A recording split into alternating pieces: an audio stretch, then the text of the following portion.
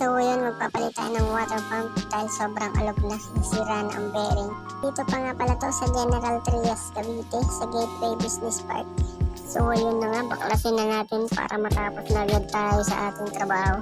At yun na nga, tinatanggal ko na nga dyan yung hose ng water pump na papalitan natin para mas madali natin matanggal. Kaya yung nasa ibabaw, natanggal ko na kanina, hindi ko na nasama sa video.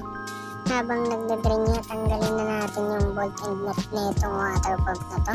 4 na tornilyo nga lang pala yung kailangan mong tanggalin dito. Kaso napakahirap lang kasi medyo masikip. Saka nga pala kailangan mo rin luwagan yung compressor. Dahil pag hindi mo ito naluwagan, hindi mo rin malalabas yung water pump. Dahil nakaipit yun dito. Medyo natagalan nga ako dyan dahil yung dami pasikot-sikot. Saka first time ko lang magpaklas ng water pump lampas. Hindi ko akalain na gagawin ko rin to.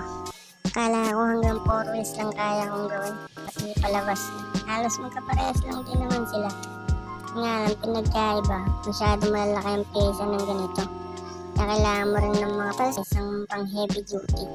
Para madali mo mabaklas yung mga pyesang tatanggalin mo. At yun na nga, medyo hirap ako dyan dahil napakasikip talaga. Kailangan mo lang talaga pagtyagaan.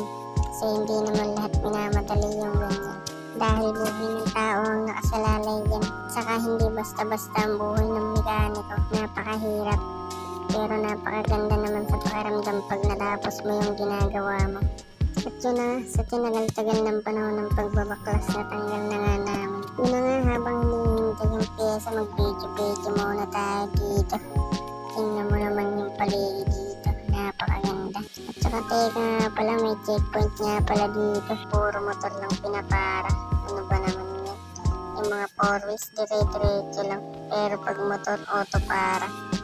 Kawawa naman Pilipinas to. Yun na nga, dumating na yung pinakahihintay natin na pyesa, bagong bago. Kaya yun na nga, ikabit na natin agad dyan. Ngayon na binibidyohan ko pa para makita na ng malinaw. Gaano kasikip yan. Sa harap at sa likod nga pala yung tornilyo niyan. Katapos nga yun, ikabit na din natin yung mga belt na pinagtatanggal natin. Yun na nga, tinutulungan pa ako ng isa dyan. At yun na nga ang huwag kakalimutan. Double check lagi ang ginagawa. Baka may makaligtaan lalo na pagdating sa belt. Dahil baka biglang tumalon yan pag hindi nakasakto sa tama ng lagayan. At yun na nga, natapos at wala namang problema yung ating bus. Salamat sa Diyos. At hindi mo kami pinabayaan.